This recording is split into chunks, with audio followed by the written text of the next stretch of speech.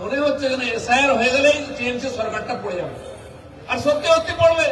মমতা ব্যানার্জি জিতে আসেন ভবানীপুর থেকে, সেখানে 44,500 নাম বাদ গেছে। ববি হাকিম কি বলছেন, যত নাম বাদ দিন আমাকে হারাতে পারবেন না। 66,000 বাদ গেছে, হিয়ারিং চলছে। শশী পাঁজার কাছে 54,000 বাদ গেছে, 70-72,000 পর্যন্ত একটা বিধানসভায় নাম কাটা গেছে।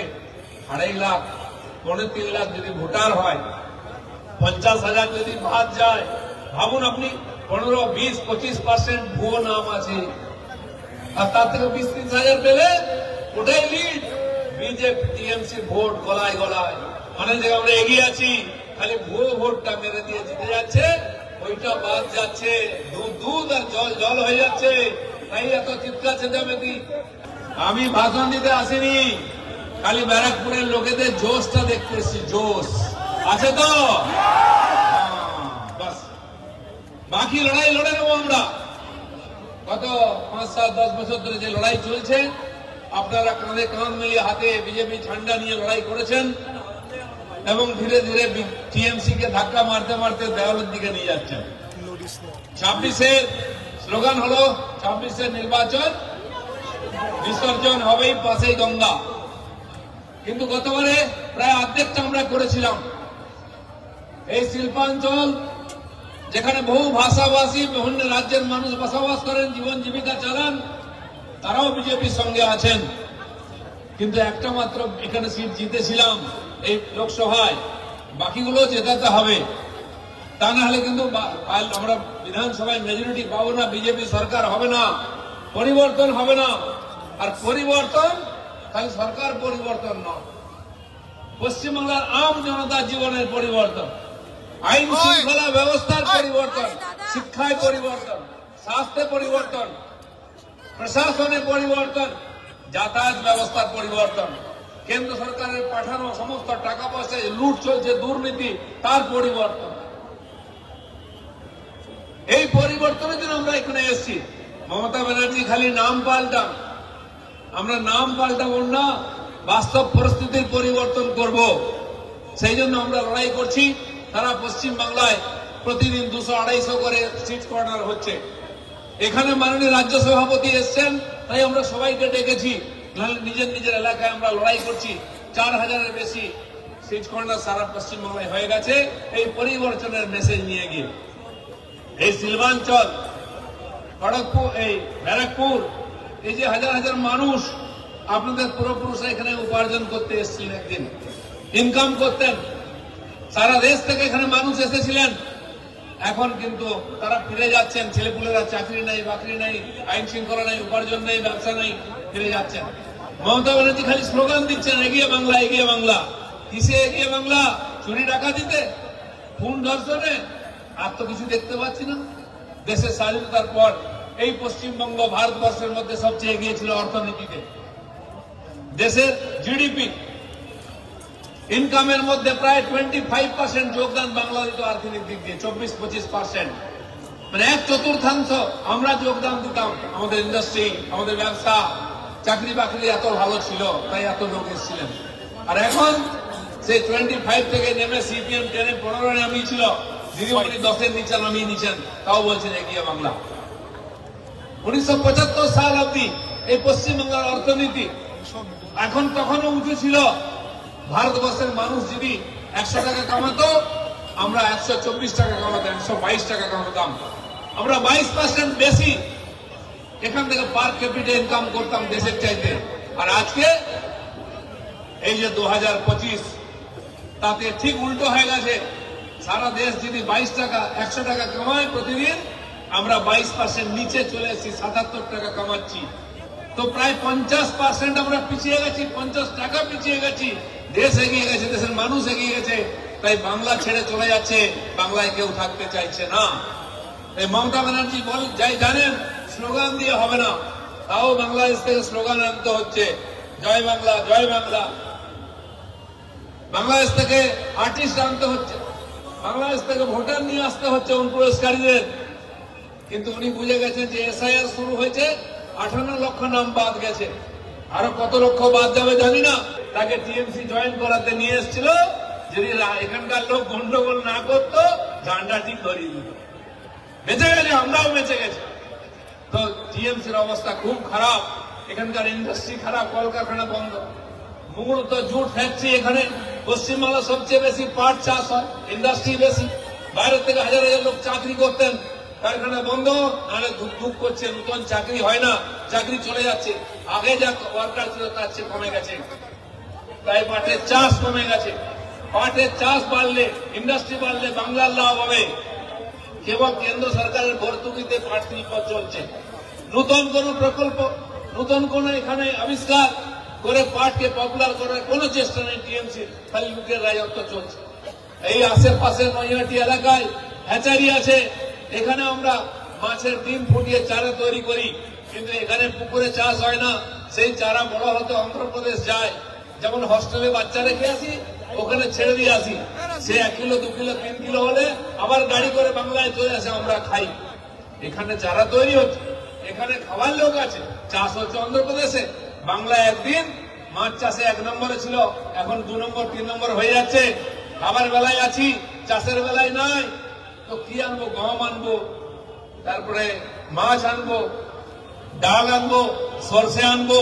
তো আমরা কি করব? আমরা কি দেবো? পশ্চিমবাংলা থেকে পরিযায়ী শ্রমিক দেবো।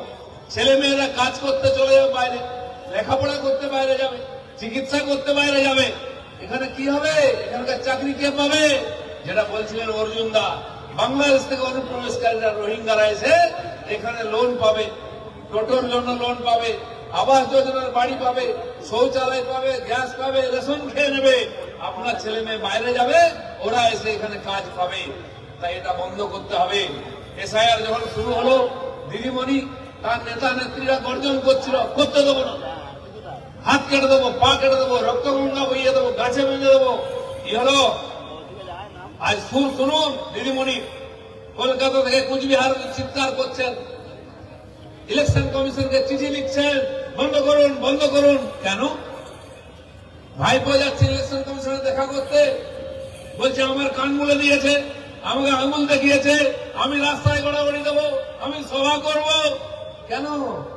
এসআইআর তো সারা দেশে হচ্ছে, 2 সপ্তাহ নয়, বিহারে 65 লক্ষ নাম বাদ গেল, এখানে 1 কোটি যাবে, 58 গেছে খালি, বাকি রাজ্যে রাজ্যে যাচ্ছে। এখানে মরা কান না কেন? না, মনে হচ্ছে যেন এসআইআর হয়ে গেলেই টিএমসি সরকারটা পড়ে যাবে। আর সত্যি সত্যি পড়বে। মমতা ব্যানার্জি জিতে আসেন ভবানীপুর থেকে, সেখানে 44,500 নাম বাদ গেছে। ববি হাকিম কি বলছেন? যত নাম বাদ দিন, আমাকে হারাতে পারবেন না। 66,000 বাদ গেছে, হিয়ারিং চলছে। শশী পাঁজার কাছে 54,000 বাদ গেছে, 70-72,000 পর্যন্ত একটা বিধানসভায় নাম কাটা গেছে। 2.5 লাখ, 3.5 লাখ যদি ভোটার হয়, 50,000 যদি বাদ যায়, ভাবুন আপনি, 15-20-25% ভুয়ো নাম আছে। আর তার থেকে 20-30,000 পেলে ওটাই লিড। বিজেপি টিএমসি ভোট গলায় গলায়, অনেক জায়গায় আমরা এগিয়ে আছি, খালি ভুয়ো ভোটটা মেরে দিয়ে জিতে যাচ্ছে, ওইটা বাদ যাচ্ছে, দুধ দুধ আর জল জল হয়ে যাচ্ছে। তাই এত চিৎকার চেঁচামেচি, এত চিন্তা। আর জেনে রাখুন, ইলেকশন কমিশন বলে দিয়েছে, যত যাই করো, একটা ভুয়ো নামও থাকতে দেবো না। আর যারা অরিজিনাল ভোটার ডকুমেন্ট আছে, তাদের নাম বাদ দিতে দেবো না।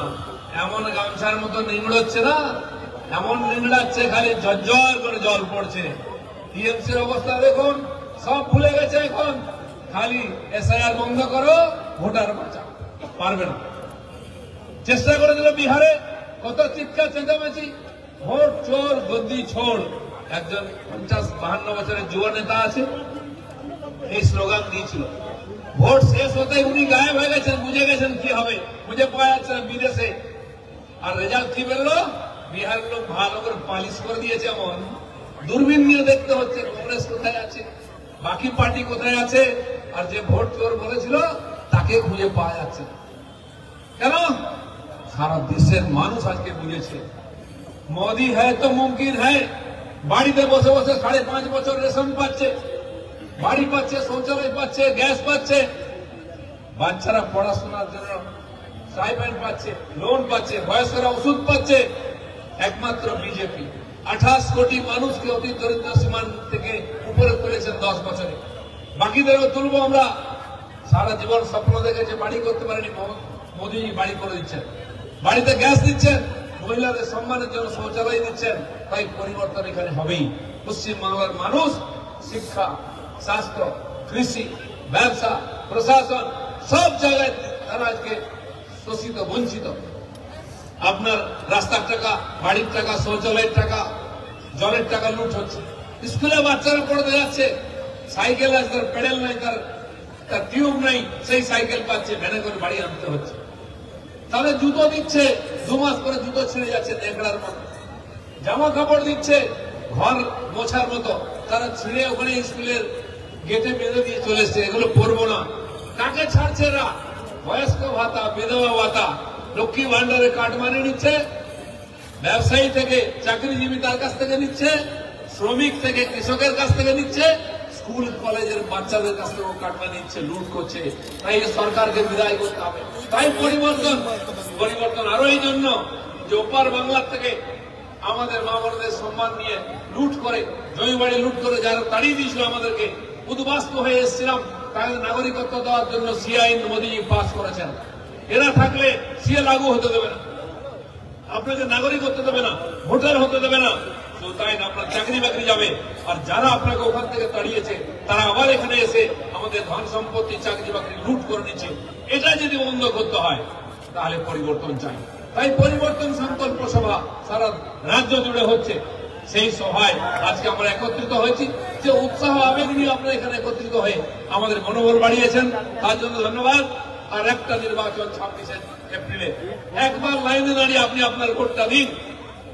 দেখুন বিজেপি তৎপর করে এগোবে, আপনার স্বপ্নের বাংলা গড়ে দেবে। এই বলে মাননীয় রাজ্য সভাপতির জন্য আমরা অপেক্ষা করছি। সবাইকে ধন্যবাদ।